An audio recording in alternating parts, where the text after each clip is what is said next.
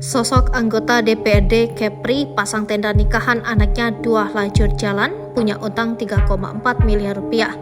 Heboh tenda pernikahan dipasang di 2 lajur jalan di Kepulauan Riau.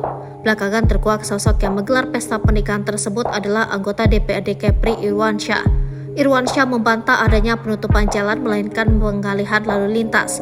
Inilah sosok Irwansyah selaku anggota DPRD Kepulauan Riau yang jadi sorotan seusai pasang tenda pernikahan anaknya di 2 lajur jalan. Aksi pemasangan tenda pernikahan di 2 lajur jalan yang menghebohkan media sosial tersebut sontak membuat Irwansyah, ayah dari mempelai pengantin dari acara tersebut, ikut jadi sorotan. Lantas siapa Irwansyah sebenarnya? Sosok Irwansyah merupakan salah satu anggota DPRD Kepulauan Riau.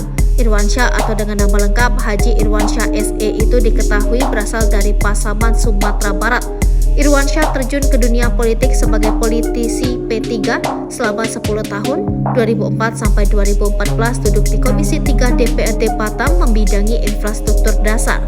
Ia dikenal sebagai sosok yang sangat memperjuangkan pembangunan infrastruktur dasar khususnya bidang air, listrik, transportasi, dan tata ruang untuk kepentingan masyarakat. Dikutip dari laman LHKPN 2022, Irwansyah mempunyai harta yang cukup berlimpah. Dari laman elhkpn.kpk.go.id, sumber kekayaan kader P3 itu bersumber dari 3 aset, yaitu aset properti berupa tanah dan bangunan, kendaraan pribadi, serta kas dan setara kas. Irwansyah memiliki 25 aset properti yang semuanya berada di Batam dan merupakan hasil sendiri. Total tanah dan bangunan alias aset properti di Batam tersebut sebesar 6,2 miliar rupiah. Kemudian ada 2 kendaraan pribadi miliknya yang berupa mobil dengan total 320 juta rupiah.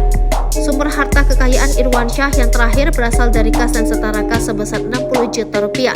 Akan tetapi, anggota DPRD Kepri dari fraksi P3 itu memiliki hutang sebesar 3,4 miliar rupiah. Jadi total harta kekayaan anggota DPRD Kepri Irwansyah berdasarkan LHKPN 2022 sebesar 3,2 miliar rupiah.